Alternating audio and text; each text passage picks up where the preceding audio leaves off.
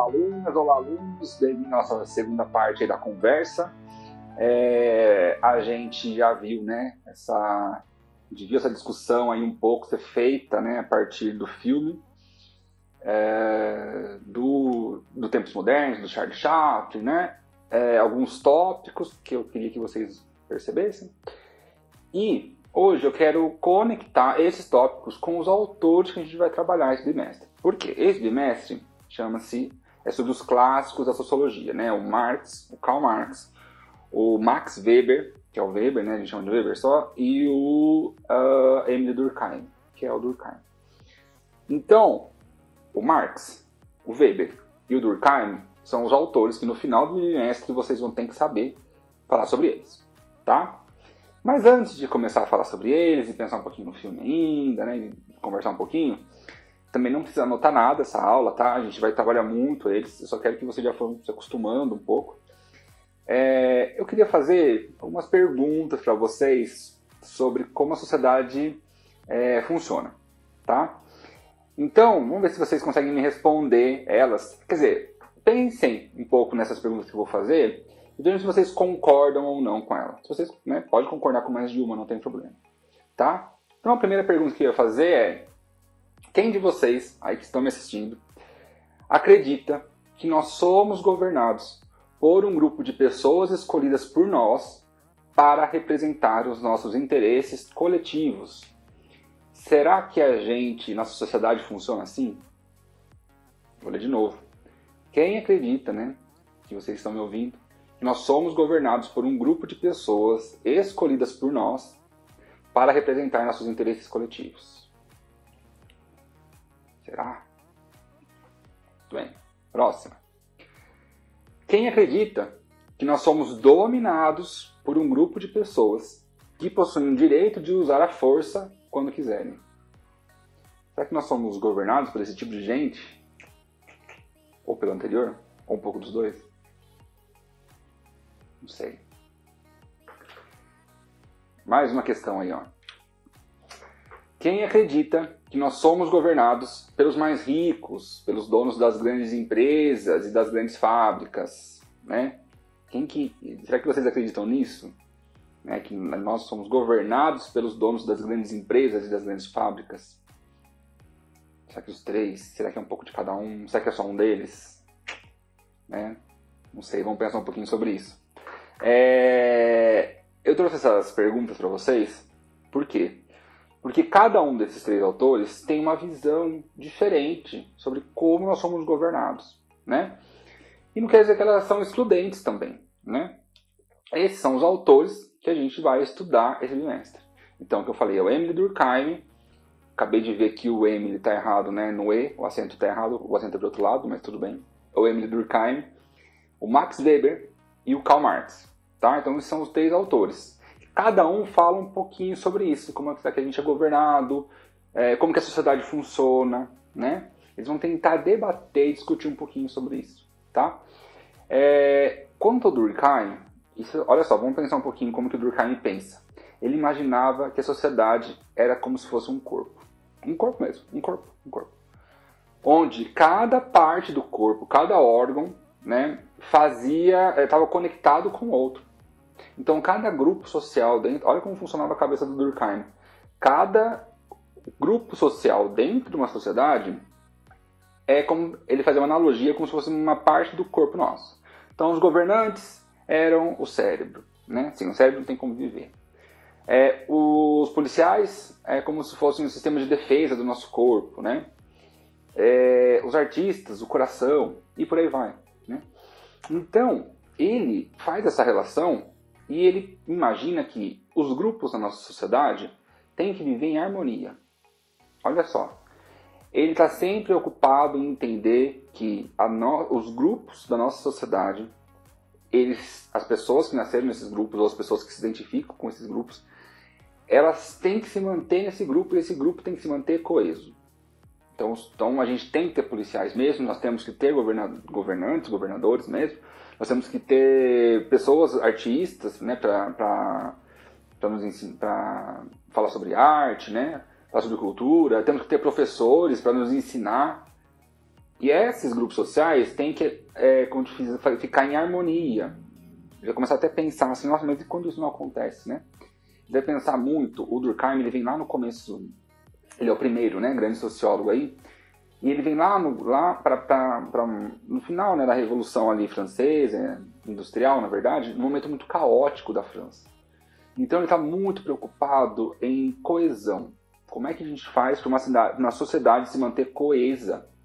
Como é que a gente faz para uma sociedade fazer com que ela se mantenha unida, com que ela funcione, né? Isso que ele está preocupado.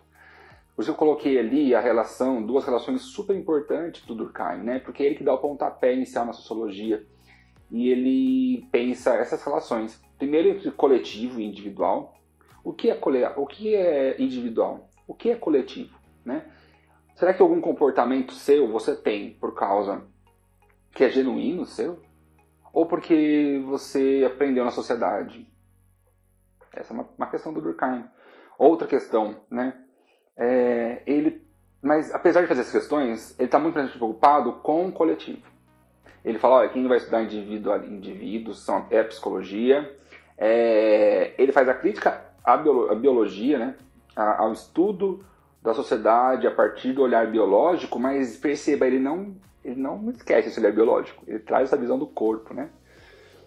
E ele fala, olha, então a sociologia tem que estudar aquilo que é coletivo. Tudo que é coletivo. A gente vai ver com mais calma o que ele quer dizer com isso. Mas tudo que é coletivo é estudo da sociologia, né? Então ele fica sempre nessa dualidade, né, entre coletivo e individual. E a sociologia surge daí também, né?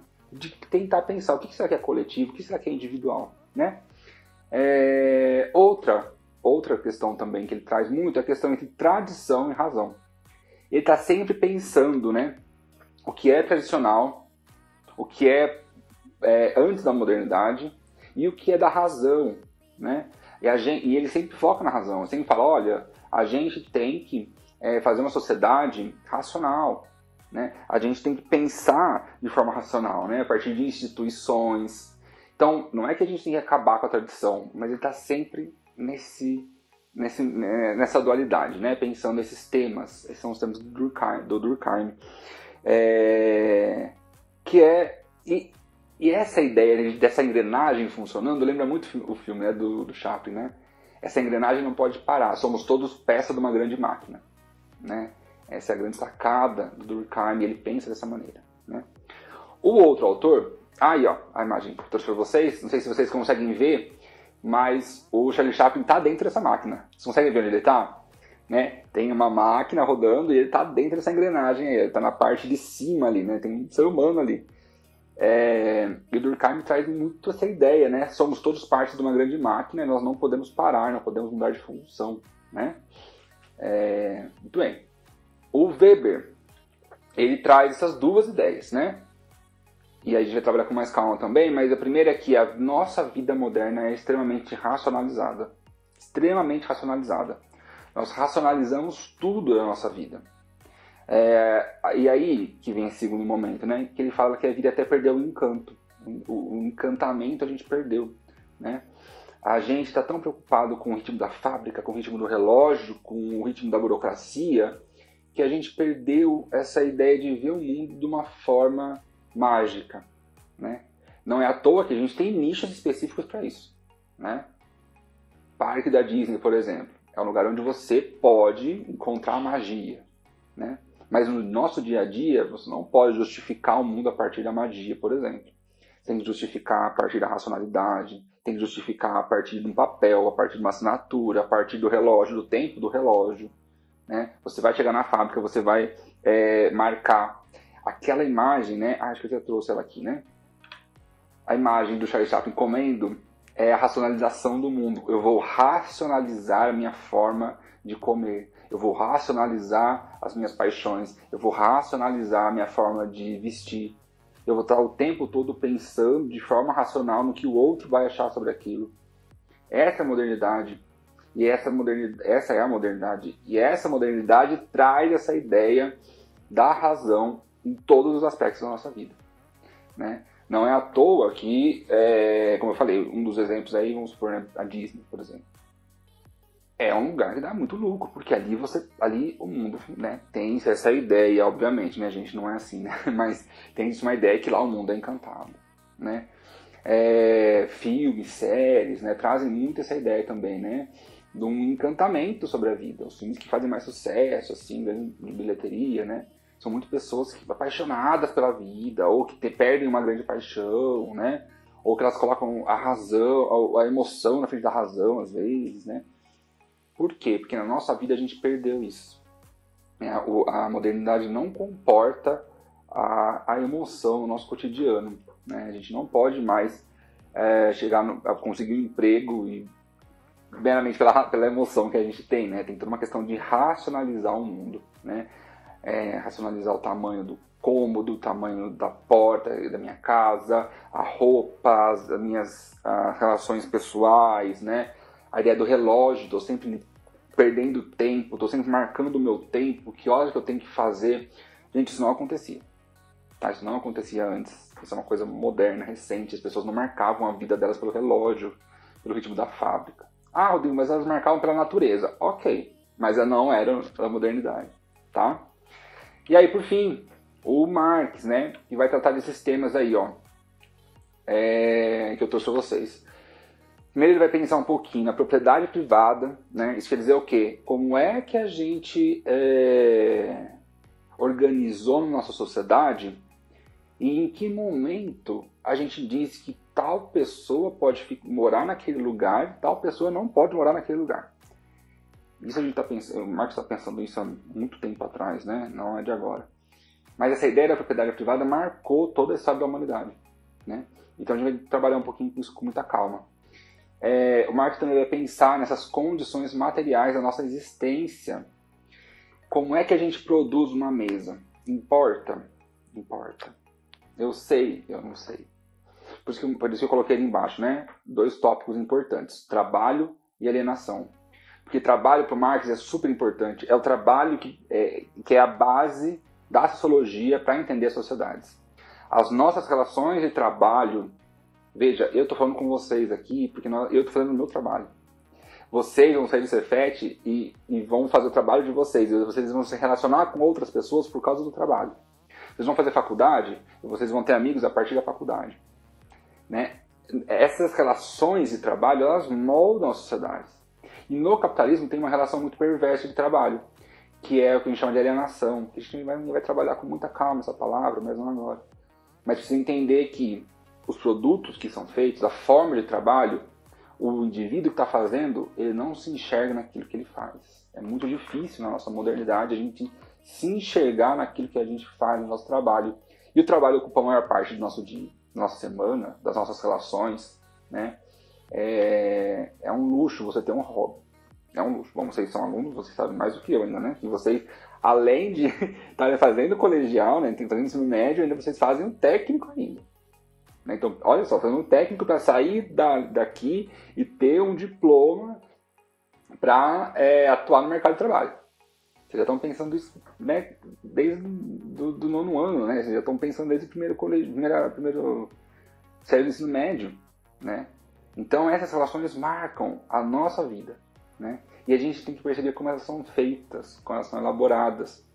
Vai trabalhar com muito cuidado nisso também, né? E aí, lógico, a ideia de classes sociais, né? Tem alguém que... Então, se assim, não é o trabalhador que sabe para que ele está pregando aquele prego, quem sabe? O dono da fábrica, né? Ele sabe, né? Se eu estou ali só assinando um papel e eu mal sei porque eu estou assinando aquele papel, quem vai saber? O dono daquela empresa. Né? Então tem essa relação de 2 classes sociais antagônicas. Então, a partir de agora, eu não vou falar tanto mais em grupos sociais. Porque grupos, parece que eles são mais horizontalizados. E a sociologia marca que os grupos são verticalizados. Eles são hierarquizados, sim. E a gente tem 2 grandes classes sociais que são antagônicas no capitalismo, que é a burguesia e o proletariado. Tá? Aí não é à toa que eu trouxe essa imagem para a gente pensar um pouquinho em alienação, né? Pensar 2 pobres imaginando como é a vida de rico, né? Que as coisas aparecem, como que os produtos aparecem, como é que o leite aparece aqui, eu não sei, mas ele aparece. Então acho que deve ser assim, essa é uma vaca, o leite vem da vaca, então a vaca deve aparecer na minha porta me entregando leite, tá? É uma brincadeira do Charlie Chaplin, né? Mas essa é a intenção. Bom, essa conversa ficou por aqui. A gente continua na próxima. Até mais.